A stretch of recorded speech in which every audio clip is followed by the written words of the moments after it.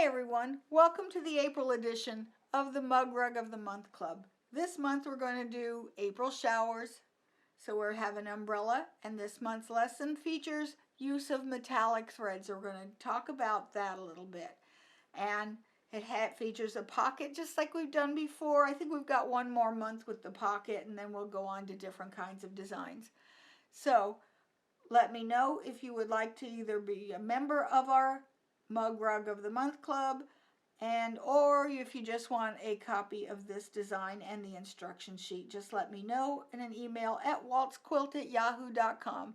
The club is free and so is the design. So let's get started.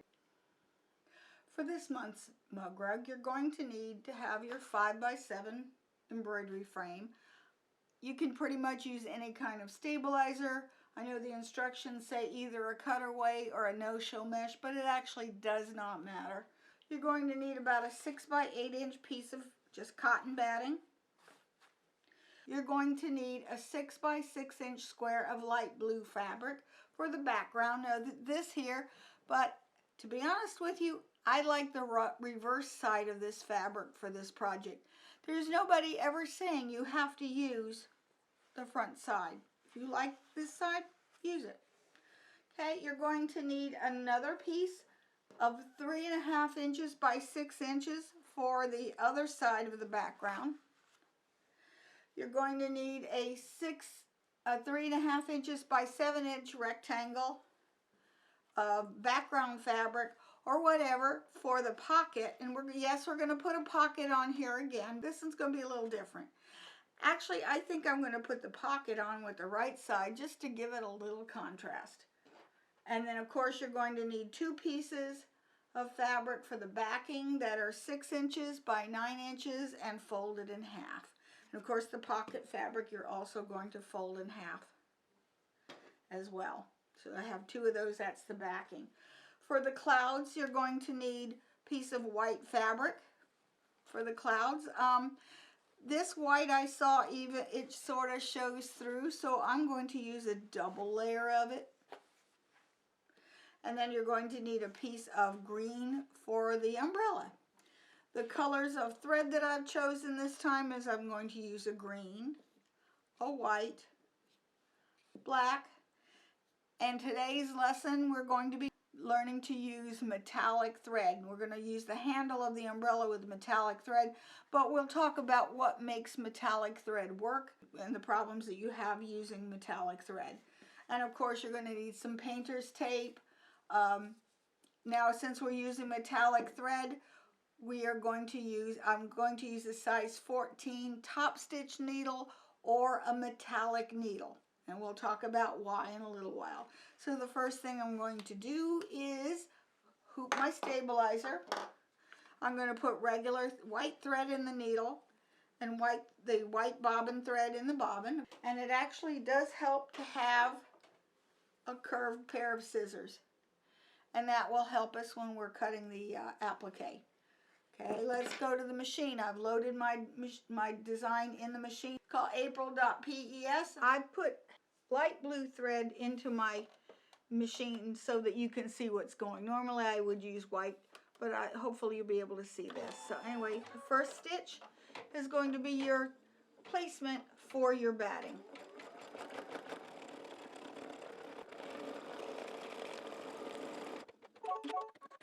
For the second color stop, I'm going to just float the batting right on the top, and I'm going to stitch the second color stop,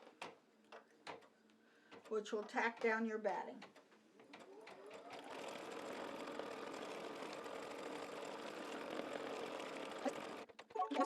Notice it stitched this line right here, so that's actually showing the placement for the background fabric. So I am going to trim away the excess batting. You don't have to do this, but I like to do this because it reduces the bulk in the seam. And I don't like a lot of bulk in seams. I want this to lie as flat as it possibly can. And this is where it helps to have a pair of curved scissors.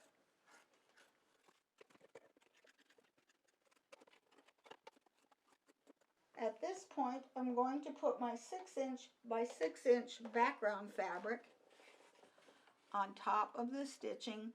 I want to leave about 1/4 of an inch on this pocket side. And then I want to make sure all of the edges are covered and overlapping the last bit of stitching by about 1/2 inch. Okay. This third color stop is going to tack down this background fabric.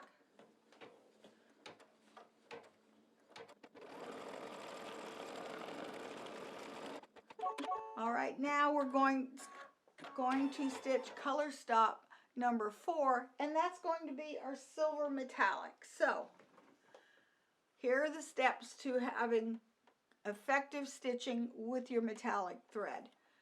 Number 1, pick a good quality metallic thread. A shortcut is if you're paying less than $12 for your spool of metallic thread, I'd probably leave it alone. There's a couple problems. What you're looking for in a good metallic thread is that it's got a decent sized core. My biggest complaint with sulky metallic thread is that the core is about as small as this inner hole right there, and therefore the metallic thread has a memory because it's got some aluminum in it, and it's going to wind way too tight. So you can actually stick to pretty much the good quality threads. And why they're so expensive is the fact that metallic thread is made with aluminum foil wrapped around a nylon or a metal core. I don't know if you can see that. I don't think you can. But if you pull it apart, you will see the aluminum foil part, and you will see a nylon or a polyester core in the middle. This part is white. You probably can't see it on film. And if you unwind the aluminum, you will notice that the good stuff has got a thin layer of rice paper attached to this outer edge aluminum foil. The cheap stuff does not, which means the cheap stuff, the aluminum foil, is going to flake off inside of the mechanism of your machine, causing problems. That's why I stay away from the cheap stuff. Sulky thread is fine. There is nothing wrong with the thread. I do object to the setup of it. Now you can get metallic threads for sulky and a bigger spool. Buy that instead. You also want it to come off the spool with little to no back pressure. Also, if you unspool it, it's hard to see, but if you unspool your thread, it should be relatively straight. It should not be curling like that. Okay? That's how you can judge whether you've got good thread or not. The problem with metallic thread is this, okay? It stretches. It stretches like elastic, so that causes problems forming a stitch. So what you have to do is you're going to have to stitch with as little back pressure as possible so that you don't stretch your thread. And because if you stretch your thread, it's going to stretch as it goes down into the fabric, and it's going to relax as that needle is coming out of the fabric, and therefore the hook is going to miss the little loop that's formed. And that's how you get skip stitches, frayed stitches, and just a big mess. So what I do is I have switched to a metallic needle. Why? A metallic needle has got an elongated eye, and also the eye of the needle is coated in Teflon to reduce friction, and also the groove is a little bit deeper, so that helps. If you don't have or can't find a metallic needle, then you can also use a top stitch needle, size 14 top stitch needle, which is a little big, but that's okay, because what a top stitch needle is it's the same thing as a metallic needle, but it doesn't have the Teflon in the eye. But on the other hand, the groove that goes down the center of the needle here is deeper. So therefore it hides the thread from that pesky fabric that's trying to break and shred the thread.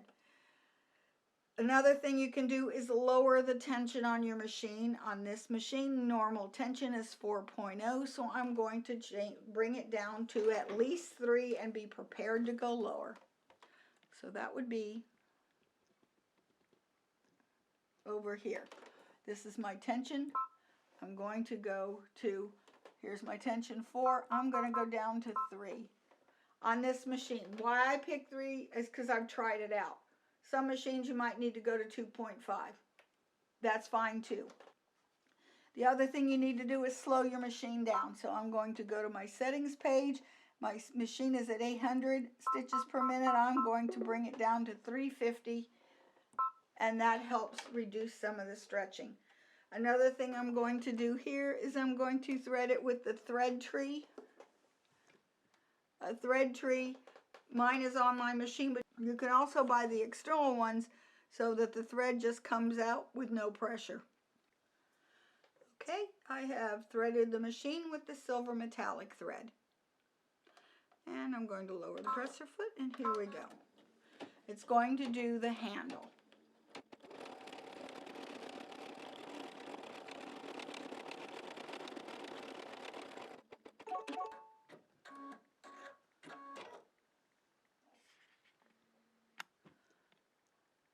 See, it did an absolutely beautiful job with no shredding or breaking whatsoever. This is the last time we're going to use metallic thread in this project. So I'm going to go ahead and take my needle off and change it with a regular embroidery needle.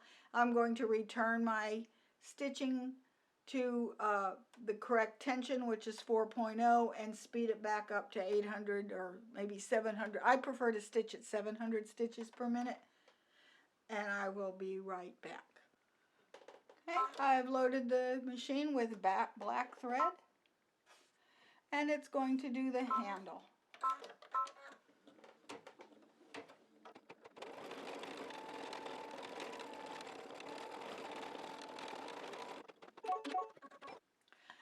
Okay, now we start just a standard applique process, because at color stop number 6, we're going to go ahead and just start the applique placement for the umbrella.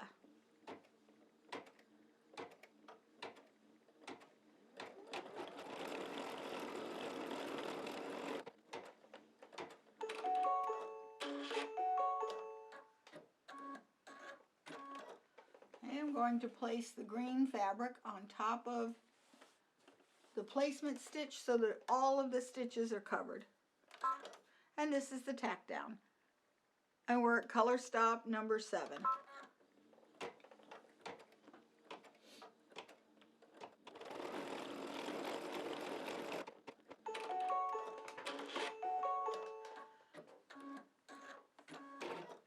Now this, I'm probably going to pull the hoop off of the machine some so that I can get to the trimming.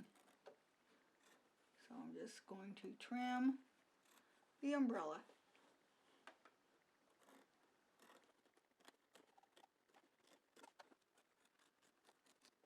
Okay.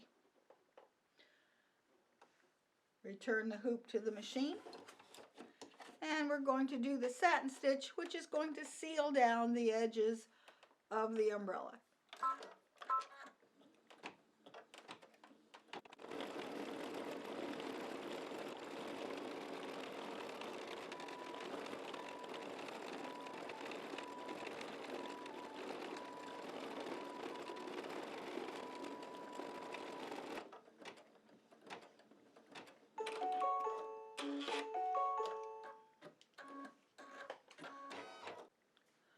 Color stop number 9 brings us the placement for the clouds.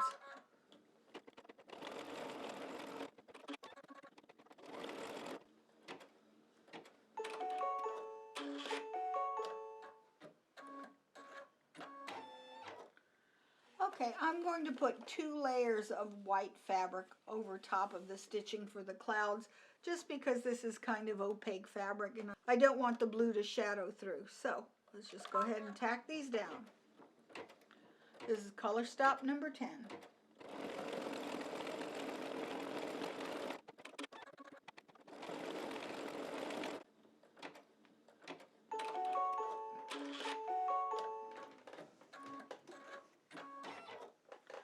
Right, again, I'm going to release the hoop from the machine, but make sure you leave the fabric still in the hoop. And I'm going to trim away the excess white fabric from around the clouds.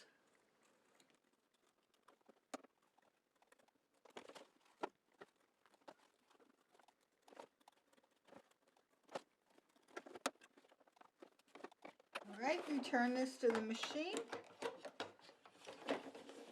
and stitch color stop number 11, which is going to give you the satin stitch around the clouds, and it's also going to stitch in the raindrops.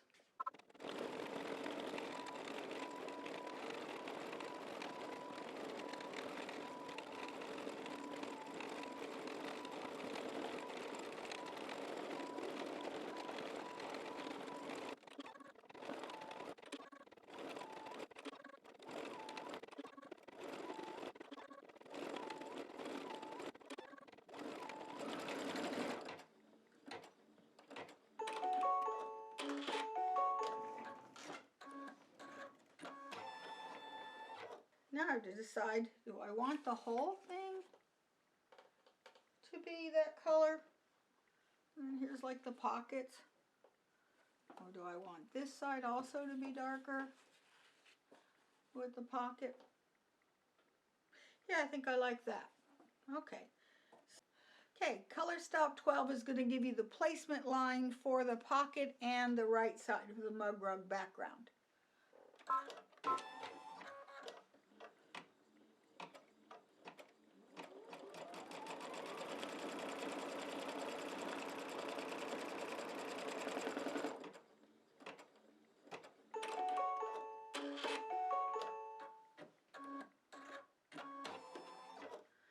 Okay, so I'm going to put the pocket down even with the line. I can trim this if I like. I'm not really going to. I want to make sure that I leave about a ½ inch at the bottom. The fold, whoops, here's the fold. I want that fold at the top in the center. And I want this hanging out about ½ inch. Okay, and I'm going to put, this is the right side, this goes on top, right at the same place. Okay, hold it in position, tape it if you like, but it's usually not necessary. Okay, and then I'm going to sew this seam.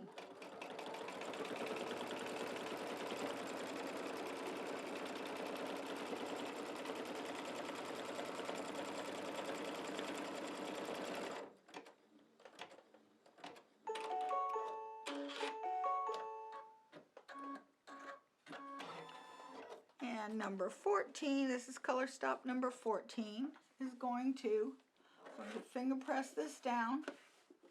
Okay. Okay. Okay.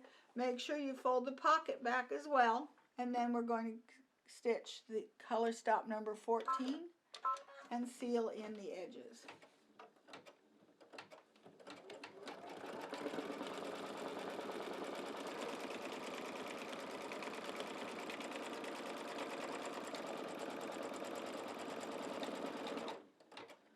Okay, the last color stop, we're going to take the two folded pieces, the 6 by 9 inch pieces, and I'll just pull it out a little bit. Okay, I want to overlap these by about a ½ inch, so I want ½ inch on all three sides. Make sure you have enough there for, I'll be there. Okay, and here again about a ½ inch. Okay, back in. Now if you have a machine other than a Brother or a Baby Lock, you're going to want to tape where the two pieces of fabric overlap. You're going to want to tape that down because that can get caught and just ruin your design. But if you have, here's the trick I'm going to show you if you have a Brother or a Baby Lock. Okay, I'm going to start to stitch and I'm going to stay really close.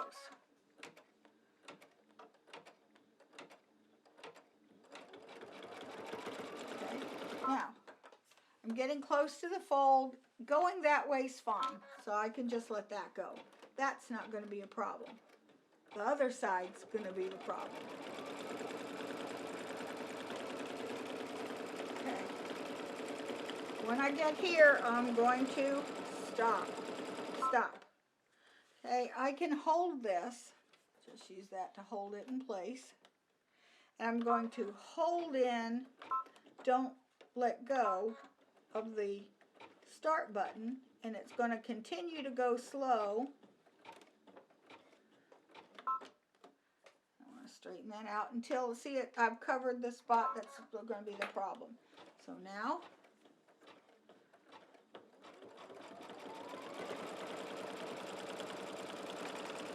I'll bet you didn't know your machines did that. I didn't know.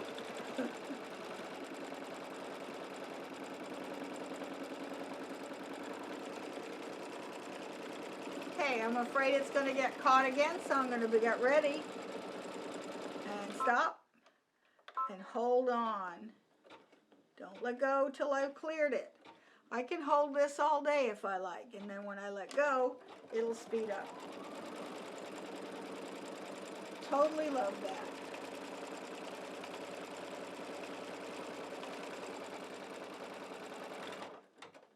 There. Okay, it's finished. So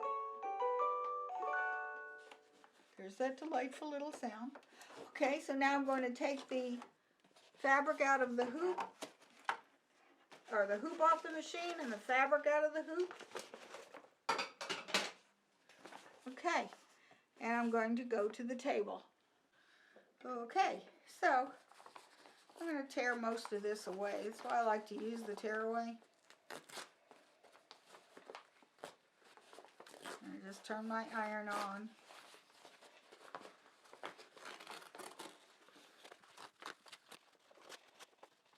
And pull out some of this. This just makes it stiff. If you want it to stay stiff, just leave it.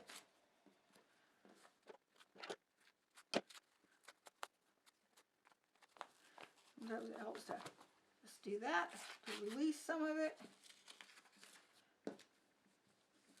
Pick as much or as little out as you like.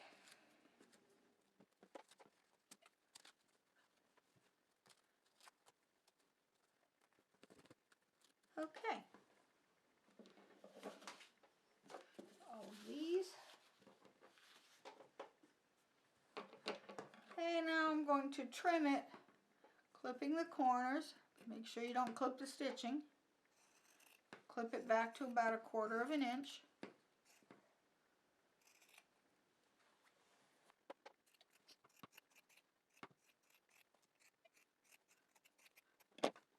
Alright, just turn it through the folds. Again, I like to take my thumb in the corners, fold that over one side and the other, and then bring it through. Same thing with this side, all 4 corners.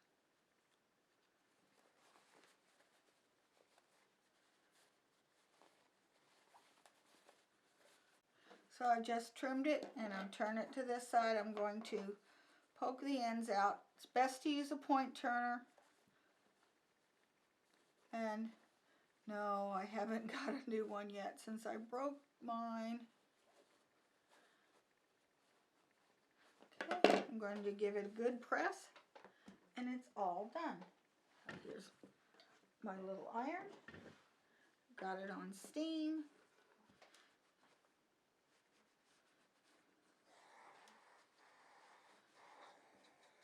It's best to press with the embroidery side down.